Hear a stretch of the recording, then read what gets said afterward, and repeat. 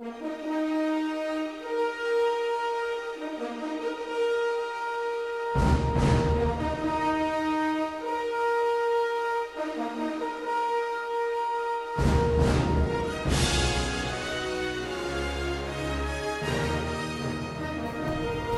questa valle i romani beneficiarono della sorgente d'acqua calda che in tempi più recenti ha fatto di Fordongianus un importante centro termale. Nell'area dell'antica necropoli, intorno all'anno 1000, sorse la chiesa romanica di San Lussorio. Nel corso del Novecento le dighe hanno sbarrato il Tirso fino a creare il lago Omodeo, che rimase a lungo il maggiore bacino artificiale d'Europa. Nei pressi del lago, sull'altopiano di Abbasanta, la città moderna crebbe poco lontano da un antico insediamento.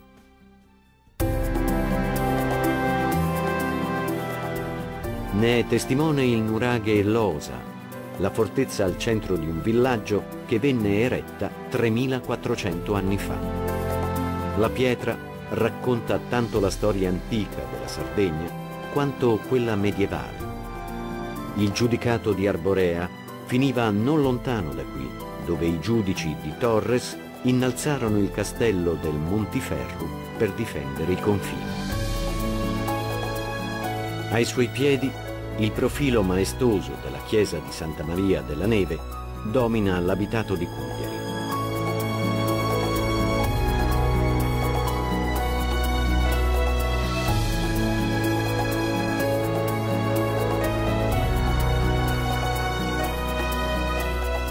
Poco lontano, in direzione del mare, il corso del fiume Temo conduce alla scoperta di Bosa e delle sue tradizioni.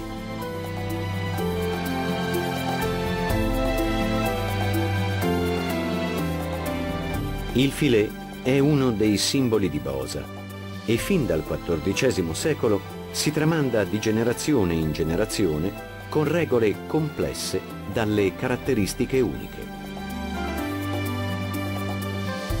Oggi la tradizione continua con l'abilità delle donne bosane, che intrecciano i fili con la stessa pazienza delle loro antenate, lavorando ai grandi telai che adornavano i vicoli del centro storico.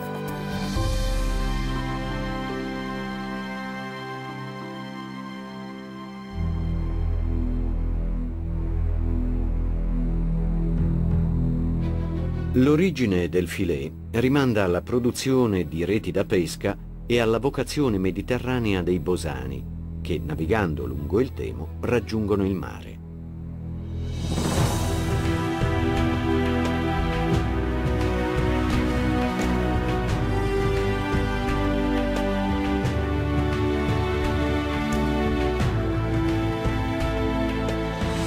La torre di guardia di Marina di Bosa resta alle spalle, mentre il viaggio lungo la costa ovest torna verso sud con nuovi scenari battuti dal vento, fino alle scogliere di Santa Caterina di Pittinuri.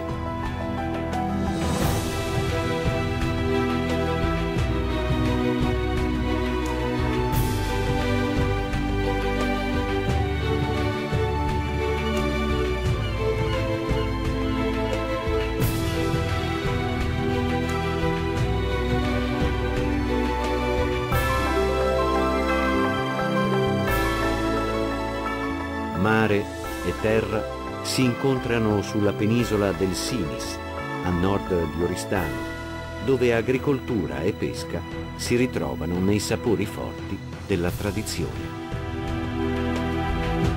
La vocazione vitivinicola della Sardegna si esprime con la vernaccia, un DOC corposo dal lungo invecchiamento in botte, che da giovane si accompagna ai tipici piatti saporiti come quelli a base di bottarga.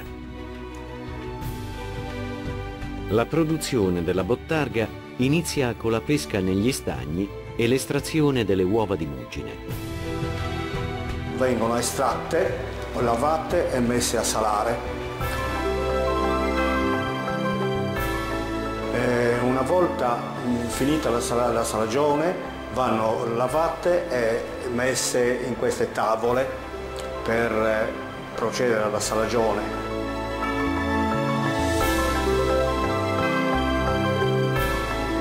Le sacche ovariche, che contengono le uova dei pesci, vengono poi pressate con tavole di legno, dove resteranno a stagionare per circa 2 settimane.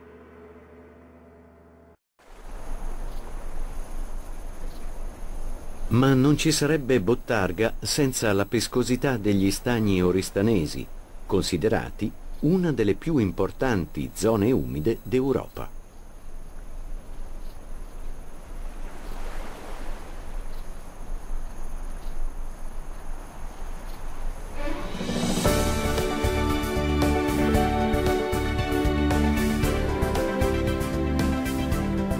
Uno specchio d'acqua salmastra di oltre 2200 ettari circonda la cittadina di Cabras.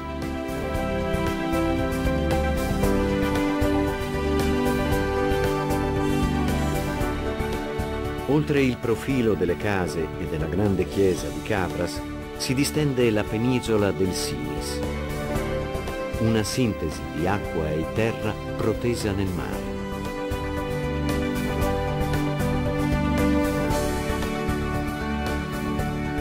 L'area marina protetta include anche l'isola di Maldivento. Il nome di questo isolotto, di neppure 4 km², deriva da Malu Entu, ovvero vento cattivo, perché il maestrale e le brezze costiere rendono il clima particolarmente variabile. L'isola è ricca di massicci quarziferi, che per effetto dell'erosione millenaria hanno formato le spiagge bianche lungo la penisola del Sinis.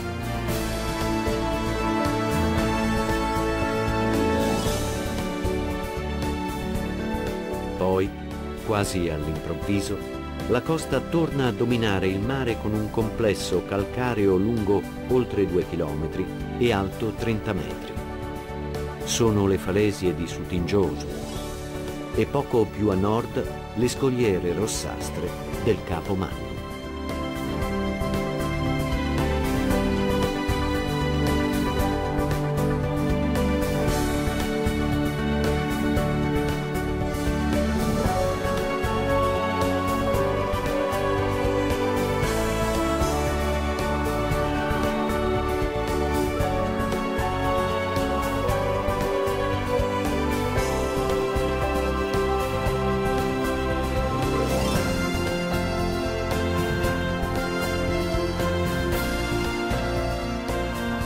Questa terrazza naturale battuta dalle onde mantiene viva quella sensazione di lontananza dal resto del mondo che talvolta si disvela agli occhi dei viaggiatori alla scoperta della Sardegna.